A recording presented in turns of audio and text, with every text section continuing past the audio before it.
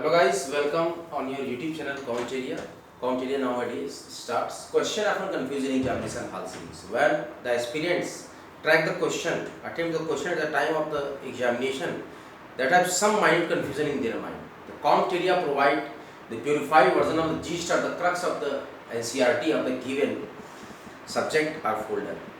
Our new folder, Indian Polity and Constitution. Nowadays, Counteria starts UPSC CSC pre 2023 GS1 question paper solution which had held on 28 May 2023. We have approached for set D first sitting GS1. Last question हमारा बचा हुआ था question number 100 UPSC CSC PT. Consider the following.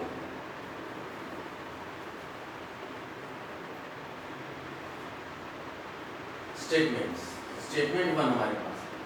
अगर आपने अभी तक कॉमटेरिया YT channel को subscribe न किया हो तो कृपया सब्सक्राइब कर दें। वीडियोस अच्छे लग रहे हैं तो वीडियो को लाइक कीजिए और शेयर कीजिए। स्टेटमेंट 1 कहता है the Supreme Court of India has held in some judgments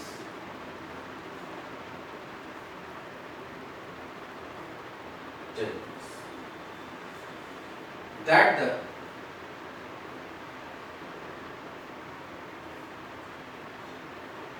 reservation policies made under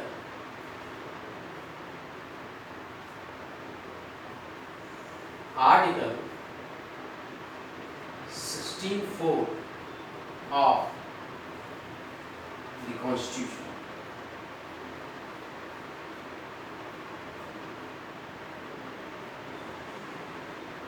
of India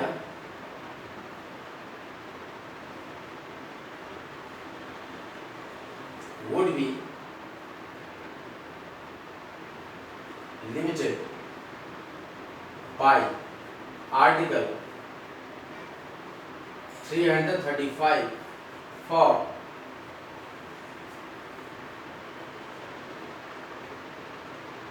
maintenance of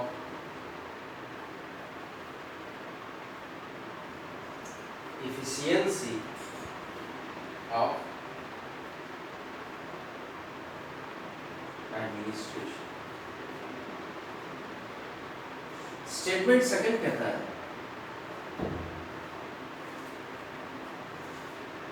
article 335 of the Constitution of India defines the term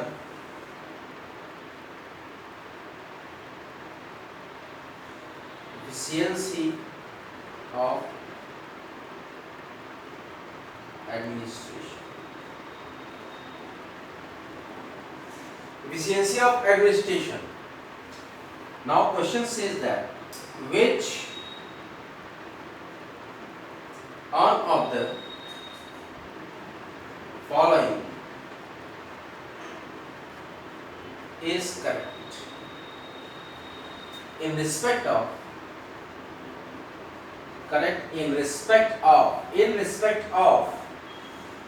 the above statements. Question. Option A says that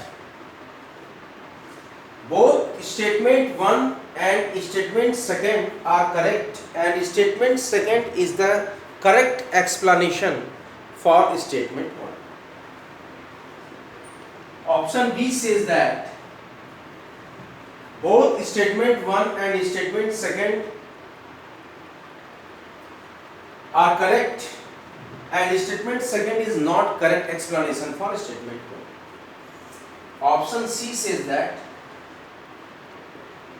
statement 1 is correct but statement second is incorrect. Option D says that statement 1 is incorrect but statement second is correct. तो हमारे पास option c था, statement 1 is correct and statement second is incorrect. देखिए देखते हैं. Consider the following statements. Statement 1, the Supreme Court of India has held in some judgments that the reservation policies made under Article 16(4) of the Constitution of India would be limited by Article 335 for maintenance of efficiency of administration. Now the statement second says that Article 355 of the Constitution of India defines the term efficiency of administration. Which one of the following is correct in respect of the above statements? देखिए statement 1 correct है. Statement 1 correct है. Statement 1 क्या कह रहा है? The Supreme Court of India has held in some judgments that the reservation policies made under Article 16(4) of the Constitution of India would be limited by Article 335 for maintenance of efficiency of administration. लेकिन statement second जो है incorrect है. क्या कह रहा है? Article 355 of the constitution of India defines the term efficiency of administration, जो कि नहीं करता है. Statement second is incorrect. तो statement 1 correct, statement second is incorrect. ये ऑप्शन सी करेक्ट है. UPSC CSC PT GS 1 paper set D question number 100 last question का option c correct है. स्टेटमेंट 1 सही है, स्टेटमेंट सेकंड गलत है. इस तरीके से हमने सफलतापूर्वक यूपीएससी सीएससी पीटी के सारे क्वेश्चंस को ब्रीफली और फुल सिंथेसाइज और एनालिटिकल फॉर्म में डिस्क्राइब कर लिया. अब हम स्टार्ट करते हैं अपना इंडियन पॉलिटी और कॉन्स्टिट्यूशन का वो टॉपिक जिसको हमने जहां से हमारा लेक्चर रुका. अब हम अपने उसी फोल्डर को स्टार्ट करते हैं. आई पॉलिटी एंड कॉन्स्टिट्यूशन का फोल्डर मैंने बनाया है प्लेलिस्ट चैनल पे. Very very very important Indian polity and constitution lectures. उसमें उसके थ्रू अब आप अपना पुराना जो मेथड है वो कंटिन्यू हो जाएगा और हम इस तरीके से अपने उसी प्रोसीजर को कंटिन्यू कर रहे हैं. इसमें हम भारतीय संविधान और राजनीतिक व्यवस्था पढ़ रहे थे. तो जहाँ तक हमने किया हुआ है उसमें उसके आगे से अब हम स्टार्ट कर रहे हैं भाषाई अल्पसंख्यक आयोग के बारे में. पूरी एनसीईआरटी को हम कंप्लीट करेंगे और डिस्कस करेंगे.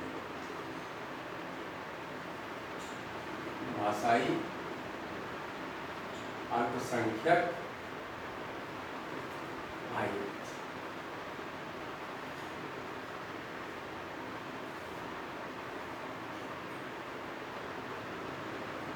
भाषाई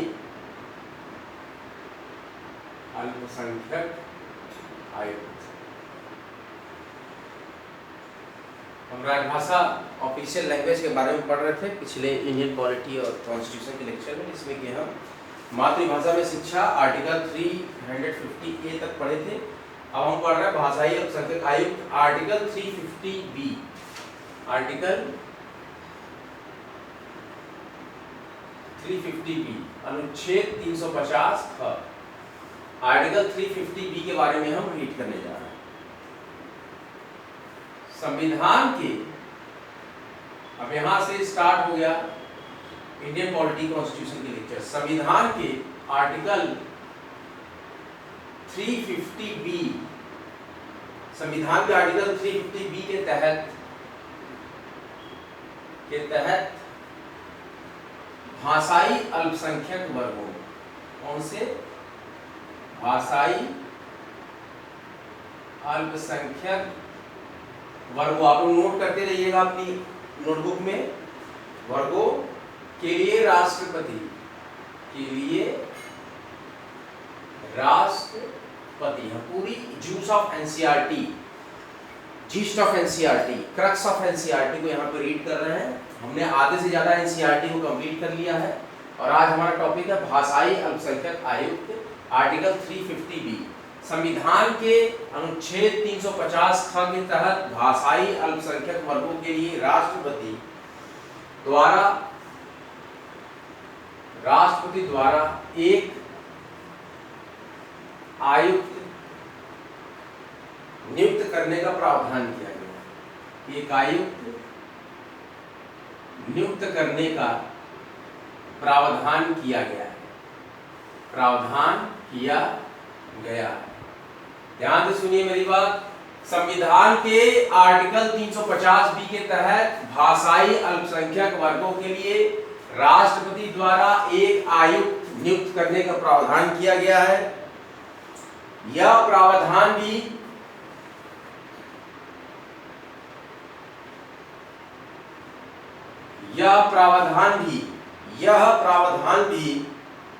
7वें संविधान संशोधन, 7वें संविधान संशोधन, यह प्रावधान भी 7वें संविधान संशोधन अधिनियम 1956, संशोधन अधिनियम 1956 द्वारा किया गया। किसके द्वारा किया गया है, याद रखिएगा, द्वारा किया गया। क्या कह रहा है कॉन्सेप्ट? भाषाई अल्पसंख्यक आयुक्त, आर्टिकल 350B, संविधान के आर्टिकल 350B के तहत भाषाई अल्पसंख्यक वर्गों के लिए राष्ट्रपति द्वारा एक आयुक्त नियुक्त करने का प्रावधान किया गया है। यह प्रावधान भी, ध्यान से सुनिए मेरी बात, यह प्रावधान भी 7th कॉन्स्टिट्यूशनल अमेंडमेंट एक्ट 1956, कौन सा? यह प्रावधान भी 7th कॉन्स्टिट्यूशनल अमेंडमेंट एक्ट 1956 द्वारा किया गया है। भाषाई अल्पसंख्यक आयुक्त, भाषाई अल्पसंख्यक आयुक्त, अल्पसंख्यक क्या होते हैं? कमेंट बॉक्स में कमेंट करिएगा। अल्पसंख्यक वो होते हैं जो कि बहुत ही अल्प है संख्या में, जैसे कि जैनिज्म, बुद्धिज्म, पार्सियन, मुस्लिम, ये सारे हमारे देश में, भारतवर्ष में अल्पसंख्यक में माने गए हैं। हालांकि अभी बार बार जनगणना में एग्जैक्ट डेटा और सही से जनगणना नहीं हो पा रही है, इसीलिए ये संविधान में चला आ रहा है अल्पसंख्यक का कॉन्सेप्ट, इसको बदला नहीं जा पा रहा है। लेकिन जैसे कि जैन, बौद्ध और पारसी, ये तो वास्तव में अभी भी पॉइंट में और 0.5, 0.1, 0.1% है, लेकिन मुस्लिमों की जो आबादी है वो काफ़ी बढ़ चुकी है, वो लगभग 19% तक हो चुकी है और किसी राज्यों में 40% तक, 60% तक है। तो पिछला डेटा जो पुराना डेटा है उसमें लगभग 19% मुसलमान है। तो अल्पसंख्यक वही है जो समझ लीजिए आप कि अल्पसंख्यक जो गिनती करते हैं जो संख्या में अल्प है, उनको बोलते हैं अल्पसंख्यक। हिंदू मुस्लिम धर्म के हिसाब से उसमें किया गया है जनगणना। तो भाषाई अल्पसंख्यक आयुक्त, अब क्लियर हो गया आपको कि अल्पसंख्यक क्या है? नहीं क्लियर हुआ तो कमेंट बॉक्स में कमेंट कीजिएगा, मैं उसको ब्रीफली रिटन फॉर्म में आपको दे दूंगा। भाषाई अल्पसंख्यक आयुक्त, अल्पसंख्यक मामलों के आयुक्त, अल्पसंख्यक मामलों के, भाषाई अल्पसंख्यक आयुक्त अल्पसंख्यक मामलों के मंत्रालय के अधीन, मामलों के मंत्रालय के अधीन कार्य करता है, अधीन कार्य करता है। कहाँ काम करता है? भाषाई अल्पसंख्यक आयुक्त जो है अल्पसंख्यक मामलों के मंत्रालय के अधीन कार्य करता है। उसका प्रमुख कर्तव्य, उसका प्रमुख, किसका? भाषाई अल्पसंख्यक आयुक्त का, उसका प्रमुख कर्तव्य, उसकी ड्यूटीज क्या है? भाषाई, ड्यूटीज सुन लीजिए, भाषाई अल्पसंख्यक की ड्यूटीज है भाषाई अल्पसंख्यक वर्गों के रक्षोपायों, रक्षा के उपाय, इसको मैं इंग्लिश में बता देता हूं, सेफ गार्ड्स। रक्षोपायों का मतलब हो गया सेफ गार्ड्स। उसका प्रमुख कर्तव्य भाषाई अल्पसंख्यक वर्गों के रक्षोपायों यानी सेफ गार्ड्स से संबंधित विषयों का अन्वेषण कर, विषयों का अन्वेषण कर राष्ट्रपति को प्रतिवेदन देना। इसको राष्ट्रपति को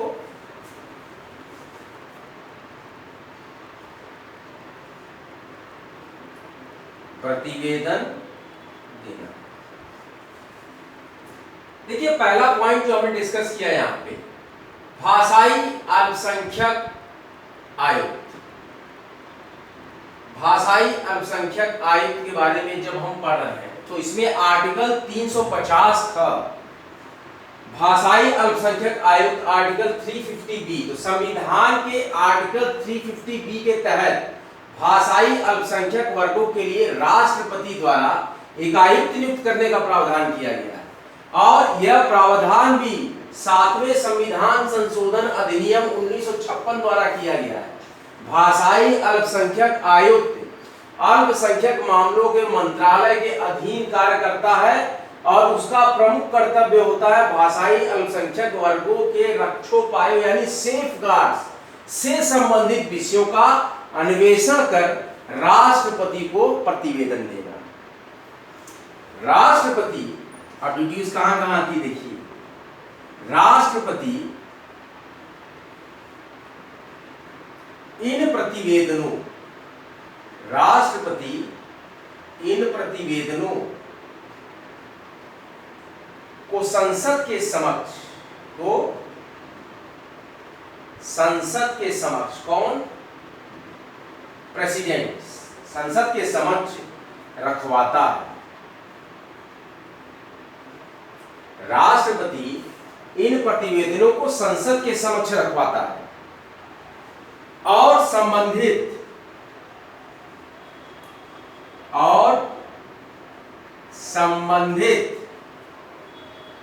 राज्य सरकारों को भिजवाता है। राज्य सरकारों को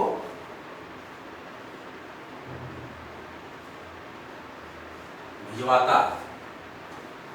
भाषाई अल्पसंख्यक आयुक्त कॉन्स्टिट्यूशनल आर्टिकल 350B, संविधान के आर्टिकल 350B के तहत भाषाई अल्पसंख्यक वर्गों के लिए राष्ट्रपति द्वारा एक आयुक्त नियुक्त करने का प्रावधान किया गया है। एक आयुक्त नियुक्त करने का प्रावधान किया गया है।